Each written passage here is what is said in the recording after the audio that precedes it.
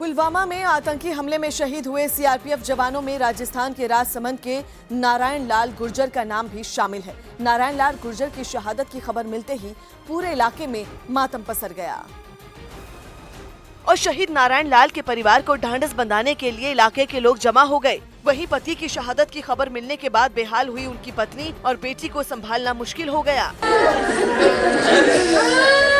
इलाके के लोग और पुलिस वालों ने शहीद नारायण लाल और पुलवामा में शहीद हुए जवानों को श्रद्धांजलि दी और वंदे मातरम के नारे लगाए। वहीं मुस्लिम समुदाय के लोगों ने पाकिस्तान के खिलाफ नारेबाजी की और आतंकवाद का पुतला फूंका। शहीद नारायण लाल एक हफ्ते की छुट्टियां पूरी कर मंगलवार को ही कश्मीर रवाना हुए थे। और राजस्थान से शहीद रोहताश लांबा के घर से हमारे सहयोगी भवानी सिंह हमारे साथ जुड़ रहे हैं। भवानी, क्या देख पा रहे हैं आप वहां पर? देखिए, इस वक्त हम रोहताश के घर पर हैं। उनके पिता बाबूलाल जी हमारे साथ हैं और कुछ देर बाद में जो उनका पार्थिव शरीर है वो यहाँ पर लाया जाएगा। अभी एक पास में ही थाना है, वहाँ पर अमृतसर, वहाँ से अंतिम यात्रा निकाली जाएगी और कई गांवों से यात्रा गुजरते हुए यहाँ आएगी। बाबूलाल जी हमारे साथ हैं। बाबूलाल जी, अभी इस वक्त उनकी जो पत्नी है उनको कुछ देर पहले सूचना दी गई, अस्पताल से लेकर आए। बाबूलाल जी, ये बताएं कि परिवार को अभी सूचना मिली है उनकी पत्नी को? अभी मिली है सूचना, अभी दी है, उसको सूचना ही नहीं दी थी। कल से अब नहीं दी थी? हाँ, कल से नहीं। उनकी तबीयत खराब हो गई थी? तबीयत खराब हो गई थी। कल वो वातावरण फोन आया ही गया, भाई बात कराओ रोहतास से, तो रोहतास से बात नहीं हो पाई तो बेहोश हो गई, उसके संख्या हो गई तो हॉस्पिटल में ले गए, हॉस्पिटल से अब लेके आए। अभी उनकी जो पार्थिव देह अभी यहाँ लेकर आएंगे, कितनी बजे अंतिम संस्कार किया जाएगा? 11 बजे अब लेके आएंगे जुलूस काट के और 11 बजे संस्कार करेंगे। क्या आपकी जब वो रोहतास की शहादत से पहले आपसे बात हुई थी, वो जब यहाँ से गया उसके बाद में? रोज़ बात होती थी शाम को शाम, और उस दिन 11 बजे उसकी मैसेज से कम आधे घंटे बात हुई थी। आप कह रहे थे कि रोहतास ने इस परिवार के लिए, जो आज ये मकान है सब कुछ है, रोहतास ने परिवार के लिए बहुत किया। हाँ, रोहतास ने परिवार के लिए खूब करा, मकान करा है, बाण की शादी करी है, आपकी शादियाँ करी है, और पानी लगाव बहुत था परिवार से लगाव खूब था, पानी मोल आता था, सब काम उन्हीं ही करा है। और उनके बच्चा भी जन्माए तो पैसे से ही जन्माए, 1.25 लाख रुपया लाख के जन्माए। आपको गर्व है बेटे ने देश के लिए शहादत दी है? देश के लिए खूब, देश के लिए सहायता करी है, देश के लिए सख्ता ही मार रही है, देश के लिए एक दिन में मैया के दूसरे दिन चल जाना बेटा। ड्यूटी को लेकर पाबंद? हाँ, पाबंद था ड्यूटी को। नहीं सर, वहाँ एब्सेंट लगाएंगे, वो करेंगे, मैं बाद में आ जाऊँगा बापू। क्या कहना चाहेंगे सरकार से, प्रधानमंत्री से? आपको क्या लगता है कि जिन लोगों ने जिम्मेदार है शहादत के लिए, उन आतंकियों के खिलाफ कड़ी कार्रवाई होनी चाहिए? प्रधानमंत्री को ये कहना चाहते हैं, जैसे 50 को इनको लिए तो इनका पत्र का जवाब देना चाहिए, 500 लेना चाहिए उनको, ये जब आत्मा शांत होगी तब रोहतास की आत्मा को शांति मिलेगी। आपको लगता है कि कड़ी कार्रवाई होनी चाहिए? कड़ी कार्रवाई होनी चाहिए, तभी रोहतास को शांति मिलेगी। तत्काल होनी चाहिए? तत्काल होनी चाहिए, तत्काल होनी चाहिए। उनका छोटा रोहतास का अभी कितना, 1-1.5 महीने का बच्चा है? बहुत 2 महीने का बच्चा है उसका, रोहतास का 10 दिसंबर को जन्मा था और छोटा बच्चा है। आपके लिए पूरे परिवार को संभालना काफ़ी चुनौती है। रोहतास को यही है भाई, परिवार संभालना। बूढ़ा भाई की रोटी थी मेरी, और उसके पत्नी और उसका बच्चा जब तक सक्षम न हो, जब तक सरकार को उसकी सहायता रखनी चाहिए। सरकार ने, राजस्थान सरकार ने सहायता का ऐलान किया। जो आर्थिक सहायता की बात कर रहे हैं आप, वो 50 लाख रुपए, मतलब 25 लाख रुपए नकद और 25 बीघा ज़मीन और नौकरी एक परिवार में से एक। वो तो करिए, पर इनकी नौकरी, जब बच्चा नौकरी वाला नहीं है तो बच्चा कोई जब तक आपके पैरों पे खड़ा न हो, जब तक उसकी सुरक्षा वैसे ही सरकार को रखनी चाहिए। राजेश, सरकार यानी कि सारी जिम्मेदारी ले, सारी जिम्मेदारी ले परिवार। मैं 60 साल का हो गया, बूढ़ा हो गया, मेरी तो बूढ़ा की रोटी वही थी। मतलब उनके पैर इस तरीके से आतंकी हमले होते हैं। अभी जितने लोगों की 40 की जान गई, आपको क्या लगता है कि एक निर्णायक कुछ कार्रवाई होनी चाहिए? उसकी कार्रवाई होनी चाहिए। सरकार की लापरवाही है, सुरक्षा नहीं है। चलते रास्ते से गाड़ी देके गाड़ी कमाने को पूरा कर दिया। बस सुरक्षा उनके बड़ में तो अपना आप संभाले। आपको लगता है कि अगर जब वो कारवां गुजर रहा था तो सुरक्षा और कड़ी होनी चाहिए, जिससे कि इस तरीके हाँ, से और कड़ी होनी चाहिए सुरक्षा। उनको पता लग गया, इनको पता ही नहीं, गाड़ी जा रही है, बीच कमाई ने स्पॉट कर दिया। गृह मंत्री ने कहा कि कल उन्होंने कहा था कि अब जो आगे इस तरीके से कारवां गुजरेगा तो ट्रैफिक बंद कर देंगे। जो अभी ट्रैफिक चलता है, लोग बीच में गाड़ी डाल देते हैं, इसीलिए वो जो फिदायीन हमला हो पाया। हाँ, तो कड़ी सुरक्षा नहीं हुई, वो अभी भी नहीं हुई, वो पूरी सुरक्षा होनी चाहिए वहाँ। अच्छा, आपको क्या लगता है, आपके एक बेटे ने शहादत दी, ये सब कुछ हुआ, उसके बाद में क्या आपको डर लग रहा है, यानी कि भाई आपका दूसरा बेटा है, अगर जरूरत पड़ी तो उसको भी सेना में भेजेंगे? अब उनको भेजेंगे क्या, देश की सहायता के लिए। जवान बापू यही कहता था, बापू देश की रक्षा करूंगा मैं, कुछ भी होए। मैं उसको मना भी कर दिया था, बेटा छोड़ इस नौकरी को। तो ये जुनून था उसमें देश को लेकर लड़ने का। हाँ, देश की मैं सहायता करूंगा। वो शुरू से सेना जाना चाहते थे, सीआरपीएफ में गए, पुलिस में गए, उनमें इनमें जज्बा था कि नहीं मुझे देश के लिए काम करना है? शुरू से देश के लिए ही था। उनको बीए कर ली थी, उनको वो करने के लिए फार्म आ गया था, उनकी परीक्षा भी साथ ही थी, दोनों की साथ परीक्षा थी, तो उसको तो छोड़ दिया और उसे ना कि भाई मैं देश की सहायता ही करूँगा, देश का जवान रहूँगा। तो ये जज्बा था रोहताश के अंदर, और अब यहाँ पर तैयारियां चल रही है और तमाम तरह के लोग आ रहे हैं। अंतिम विदाई स्थल की तैयारी हो रही है, पूरा गांव इस वक्त जुटा हुआ है रोहताश को अंतिम विदाई, अंतिम सलामी देने के लिए। जी भवानी, आपके पास लौटेंगे और चंद्रमोहन कुमार के पास चलते हैं जो पटना में शहीद संजय के घर पर मौजूद हैं। चंद्रमोहन, क्या देख पा रहे हैं आप शहीद संजय के घर पर, क्या हालात हैं अभी?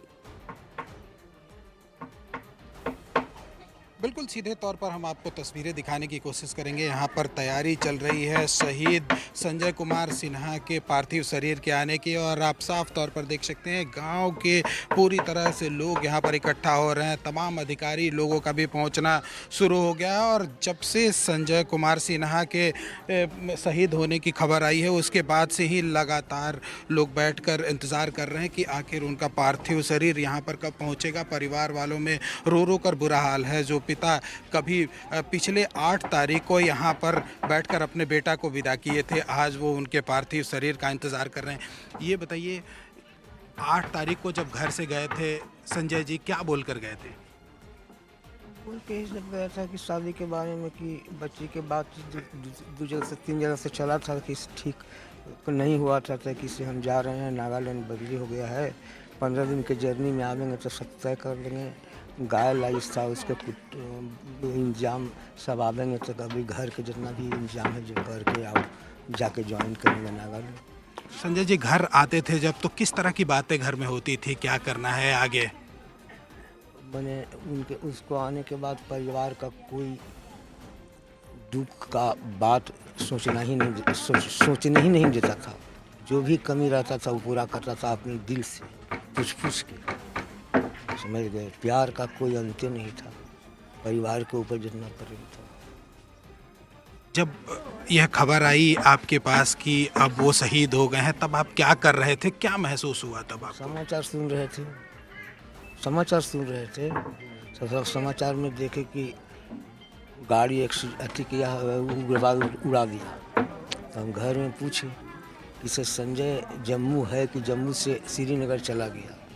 तो बोले इसकी 9 बजे फ़ोन आया था, तब बोले कि आज जाने वाले हैं। कहीं के तक गाड़ी जाने वाले था, तो गाड़ी तो कर गया, उग्रवाद उड़ा दिया उसको, तो ख़त्म हो गया। घर में कोलाहल मच गया। फिर कंट्रोल रूम से बात किया तो कंट्रोल रूम पुलिस की अभी कन्फर्म नहीं है, लेकिन हादसा हुआ जिसमें 30 जवान शहीद हुआ है। 8:30 बजे फिर कंट्रोल रूम से आया खबर कि आपका संजय कुमार सिन्हा का डेड बॉडी हॉस्पिटल में। तो जानकारी हो गया एकदम कि हाँ, कंफर्म हो गया कि हाँ डेथ कर गया। बोल कर गए थे आए लौटेंगे तो जो बड़ी बेटी है उसकी शादी होगी। अब कैसे शादी होगा? शादी कैसे भगवान करें, हम क्या कर सकते। जिन लोगों ने यह कायराना हरकत किया है उनके खिलाफ किस तरह की कार्रवाई होनी चाहिए? इसमें सोचने की बात है, जिस तरह से बदला लेना जरूरी है। उग्रवाद को ख़त्म करने का सरकार चेष्टा करे, फौज की आवाज़ दे, जी रुकावट न करे अपना कार्य करने में। तो यह तस्वीर है संजय कुमार सिन्हा के घर का। तस्वीरों में आप साफ तौर पर देख सकते हैं परिवार के लोग, जो उनकी पत्नी है, उनकी मां है, उनका रो रो कर बुरा हाल है और लोग इस इंतज़ार में हैं कि कब उनका पार्थिव शरीर यहां पर पहुंचेगा। पिछले 36 घंटे से लोग यहां पर इंतज़ार कर रहे हैं और सीधे तौर पर लोग जब उनका पार्थिव शरीर आएगा तो उसका अंतिम दर्शन करना चाहते हैं। बाहर में तैयारी चल रही है। पिता जो कभी यहाँ पर बैठकर पर्व त्योहार में उनके आने का इंतज़ार करते थे, आज उनके पार्थिव शरीर के आने का इंतज़ार कर रहे हैं। तो तैयारियां लगभग पूरी हो चुकी हैं और जो जानकारी मिली है उसके मुताबिक 12 बजे के करीब पटना एयरपोर्ट पर उनका पार्थिव शरीर पहुँचेगा और उसके बाद फिर गाँव लाया जाएगा अंतिम दर्शन के लिए। जी आपके पास फिर से लौटेंगे और अब मोगा चलते हैं। हमारे सहयोगी मोहित वहां पर लगातार बने हुए हैं शहीद जयमाल सिंह के घर में। मोहित, हम आपसे जानना चाहेंगे कि जो परिवार वाले हैं उनकी क्या यादें हैं जयमाल सिंह को लेकर, और जब घर से गए थे तो क्या कहकर गए थे, क्या यादें हैं जिनको लेकर अब वो बस यादों में ही रह जाएंगे? जी बिल्कुल बिल्कुल सही कह रही हैं आप। और ये देश, अगर पूरे देश की हम बात करें, पंजाब की बात कर लें, उत्तर प्रदेश की आप बात कर लें, हिमाचल प्रदेश की बात कर लें, सब जगह पर पूरा देश एक तरह से जो जवानों के खून है उनसे लाल हुआ है। और इसी बात को लेकर नाराज़गी परिवारों में भी है, क्योंकि हर परिवार के अपने सपने होते हैं, आगे की प्लानिंग होती है। और अगर हम जयमाल सिंह जी की बात करें तो वो अपने बच्चे का एडमिशन चंडीगढ़ के बढ़िया कॉन्वेंट स्कूल में करवाना चाहते थे। इसके लिए वो अपनी पत्नी और बच्चे के साथ चंडीगढ़ में शिफ्ट होने की तैयारी कर रहे थे। वहाँ पर वो फ्लैट भी ले चुके थे और चाहते थे कि उनका बच्चा अच्छे स्कूल में पढ़ाई करे। और एक और आपको मैं बताऊँगा कि जयमाल सिंह के यहाँ पर 16 साल बाद, उनकी शादी के 16 साल बाद बेटा हुआ था, जो अभी सिर्फ 5 साल का ही था, और उसका आगे एडमिशन करवाने की तैयारी हो रही थी। उनके छोटे भाई हैं जो कि मलेशिया से देर रात ही लौटे हैं और उनको भी खबर मिली। आप मलेशिया में काम करते हैं, वहाँ पर आपको जानकारी मिली। जयमाल सिंह के साथ परिवार के जो आगे सपने थे वो पूरी तरह से टूट गए। बच्चे का एडमिशन करवाने की वो प्लानिंग कर रहे थे, चंडीगढ़ जाना चाहते थे बच्चे की पढ़ाई के लिए आगे। सभी कुछ उसी का टूट गया, ठीक है ना। क्या क्या सपने देखे थे उसी को ही मालूम था, ठीक है। अभी बच्चा क्या करेगा हमको मालूम नहीं है। जितने सपने थे सभी टूट गए, ठीक है ना, सब परिवार के। वो जो छोटा बच्चा है उसको तो अभी तक जानकारी भी नहीं है कि उसके पिता नहीं रहे। वो कह रहे हैं कि दिन में 10 बार फ़ोन पे बात करता था अपने फादर से। मैंने अभी उसी से पूछा था, पापा आपका कहाँ है, आपको नहीं मालूम? मैंने बोला नहीं, उसी की तो डेड हो गया। मैंने बोला आपको डेड का मालूम है? हाँ मालूम है। आपको नहीं मालूम? मैंने मुझको नहीं मालूम है। मैंने उसी से पूछा, पहले आपकी मम्मी पीटती थी तो आप फ़ोन करते थे पापा से, अभी किस क्यों करोगे? कुछ नहीं बोला। परिवार के लिए एक बड़ा झटका ये भी है, आपको इतना बड़ा किया उन्होंने, मलेशिया कामकाज के लिए भेजने में मदद की। पूरा परिवार अब एक तरह से बिखर गया है जयमाल सिंह जी के ना रहने पर। मेरा तो बाप जैसा था, जितना भी किया उसी ने किया मेरा साथ, ठीक है ना। जाने का आने का कहीं भी, पहले जब भी मैं आता था ना इधर में, बाहर में जितनी बार भी मैं आया हूँ खुद घर में होते थे, मैंने जाना खुद मुझको छोड़ कर आना। तो अब पहली बार आया हूँ, वो रास्ते में नहीं है। 28 फरवरी को कहा जा रहा है वापस छुट्टी पर आना था चंडीगढ़ शिफ्ट होने के लिए, बच्चे को लेकर जाना था एडमिशन करवाने। हाँ ये बोल रहे थे ना, हमसे बात नहीं हुई थी, वो बोल रहे थे 1 तारीख को शिफ्ट हो रहे थे उधर चंडीगढ़ में। आगे कोई जानकारी नहीं है। तो मैं एक चीज़ यहाँ पर ऐड करना चाहूँगा, कई लोग मीडिया को ये नसीहत दे रहे हैं कि आप जो शहीदों के परिवार हैं उनके पास क्यों जा रहे हैं, बार बार सवाल कर रहे हैं, वो डिस्टर्ब हो रहे हैं। लेकिन हम एक चीज़ बताएं कि ये जो परिवारों से अपने बिछड़ गए हैं उनका दर्द पूरे देश को देखना जरूरी है। और जयमाल सिंह और उनके साथ जो 40 जवान थे वो अगर शहीद हुए हैं तो वो अपने परिवारों के लिए सिर्फ नहीं, वो पूरे देश के लिए वो कश्मीर में जाकर ड्यूटी कर रहे थे। इसी वजह से मीडिया चाहता है, हम लोग चाहते हैं कि परिवार पर क्या बीत रही है पूरा देश देखे, पूरे गाँव के साथ क्या बीत रही है, गांव में जहां पर ये जवान अपने दोस्तों के साथ बड़े हुए, खेले कूदे, उन परिवारों पे क्या गुजर रही है, यादें जो जुड़ी हुई हैं, वो पूरे देश को देखना चाहिए कि जब एक जवान शहीद होता है तो उसके बाद उसके परिवार का क्या हाल होता है। बिल्कुल सही कह रहे हैं मोहित आपके, जब एक जवान शहीद होता है तो उसके साथ उसका पूरा परिवार शहीद होता है। और आपके पास फिर से लौटेंगे अजीत आजाद जो इस पुलवामा अटैक में शहीद हो गए हैं, वहां से हमारे सहयोगी अजीत सिंह जुड़ रहे हैं। अजीत, आप क्या देख पा रहे हैं और आजाद जो शहीद हो गए हैं उनकी अंतिम यात्रा कितनी देर बाद निकलेगी? बिल्कुल फरा, अजीत आजाद के घर पर मातम का माहौल है। लगातार पाकिस्तान मुर्दाबाद के नारे लग रहे हैं। उनकी मां कह रही सरकार मुझे मेरा लाल वापस लौटा दे। उनकी छोटी सी बेटी है ईसा, उसने साफ तौर पर कहा कि अब बड़े कदम उठाने होंगे, सरकार को, आतंकियों को घर में घुस कर मारने होंगे। हम अपने पीछे का चाहेंगे कैमरा पर्सन से नजारा दिखाएं, जो भीड़ है वो आपको दिखाते हैं। काफी संख्या में, भारी तादाद में जो लोग हैं वो यहाँ मौजूद हैं और लगातार पीछे का जो दृश्य है वो पाकिस्तान मुर्दाबाद के नारे लगाए जा रहे हैं और अजीत आजाद अमर रहे के नारे लगाए जा रहे हैं। कुल मिलाकर ये कहा जा सकता है कि कहीं ना कहीं जब कोई लाल खोता है तो लोगों के मनों में जो है दुख होता है, लोगों के मन में गुस्सा होता है। वही यहां भी देखने को मिल रहा है। छत के ऊपर से लेकर नीचे जो महिलाएं हैं, चाहे पुरुष हो चाहे नौजवान हो, सभी के मन में गुस्सा और सभी एक ही स्वर में एक बात कह रहे हैं कि खून का बदला खून चाहिए और हमें शहादत का बदला चाहिए। और अब वक्त आ गया है कि सरकार बड़े फैसले उठाए, पूरा देश साथ। बहुत सारे लोग मौजूद है, क्या कहेंगे इस शहादत पर? बहुत ही गलत काम हुआ। कायराना हमला किया है पाकिस्तान ने। अगर उसको लड़ना है सामने से आके लड़े आके। इस तरह कायराना हमला करने से क्या होगा? हमारी लड़ाई लड़ना है तो सामने से आके लड़ के आके। बात नहीं, बदला चाहिए। 40 मरे हैं, 400 चाहिए। अब भी कहेंगे सर्जिकल स्ट्राइक की आवश्यकता है और मेरे ख्याल से आज कश्मीर के अंदर भी सर्जिकल स्ट्राइक करनी चाहिए, क्योंकि आतंकवादी मिलिटेंट जो भी हैं वो पाकिस्तान से एंटर तो कम हो रहे हैं, बाकी कश्मीर के अंदर भी बनाए जा रहे हैं, तो उस पर हमको सर्जिकल स्ट्राइक की आवश्यकता है। हम चाहते हैं कि जिस प्रकार से इन लोगों ने कायराना हरकत की है उसका बदला खून से खून चाहिए और 40 की जगह पर 400 चाहिए, तभी हम लोगों को शांति होगी। ऐसे शांति नहीं मिलेगी। क्या कहेंगे? ऐसा है कि जिस तरीके से इंदिरा गांधी ने पाकिस्तान पर को पूर्वी पाकिस्तान को बांग्लादेश किया था, उसी तरीके से पाकिस्तान को हटा करके भारत का तिरंगा झंडा फहराना चाहिए और खून का बदला खून से लेते हुए और वहाँ पर जितनी मस्जिदें हैं सब हटा करके कि वो सब वहाँ मंदिर बना दिए जाएं।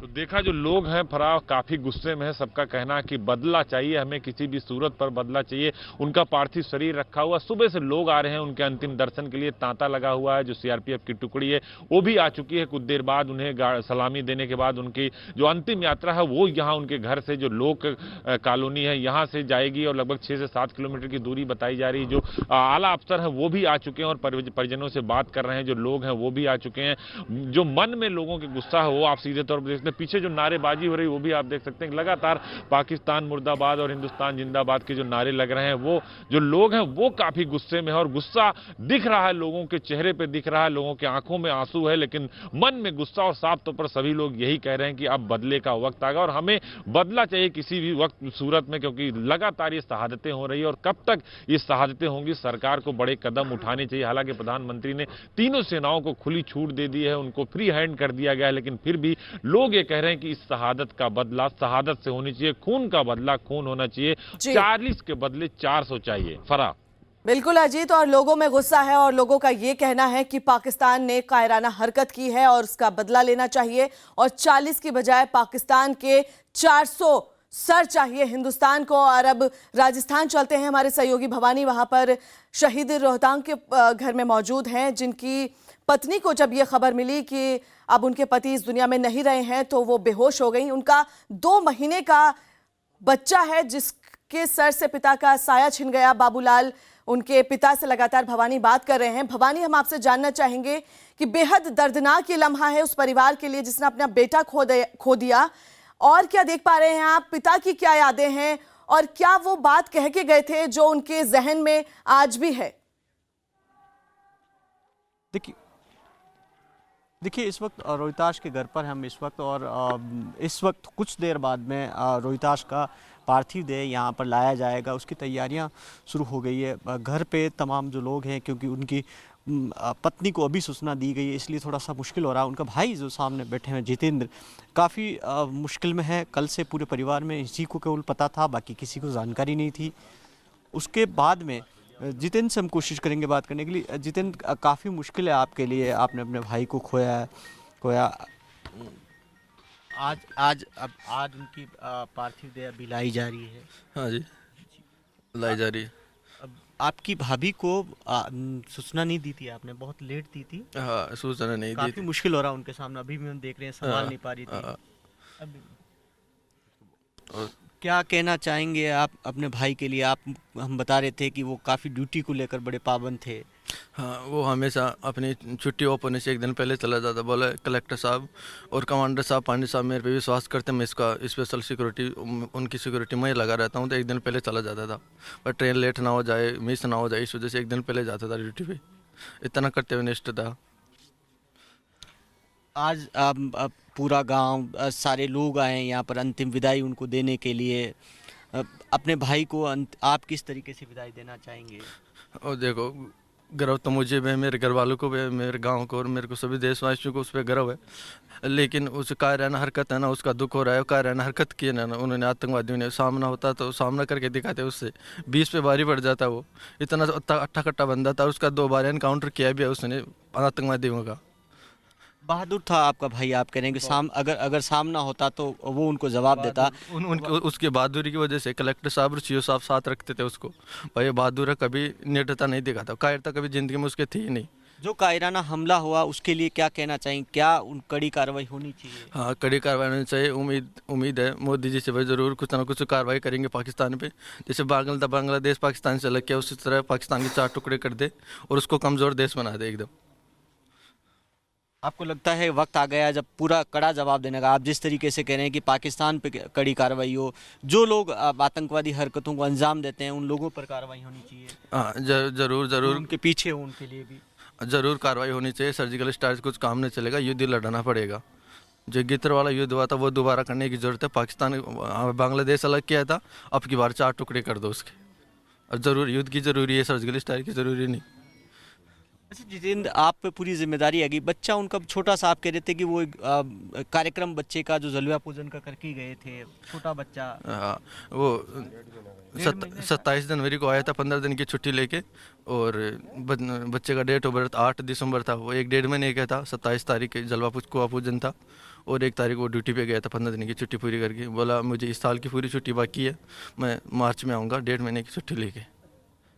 तो देख सकते हैं कि किस तरीके से जितेंद्र है, जाहिर तौर पर पूरे परिवार पर दुख का पहाड़ टूट पड़ा। उसके बावजूद भी जो शहादत दी है उसके लिए पूरे परिवार को गर्व है और कह रहे हैं कि अब वक्त आ गया है कि कड़ी कार्रवाई करनी चाहिए। छोटी सी बड़ी कार्रवाई की ज़रूरत है। काफ़ी लोग हमारे साथ हैं, परिवार के, रिश्तेदार के।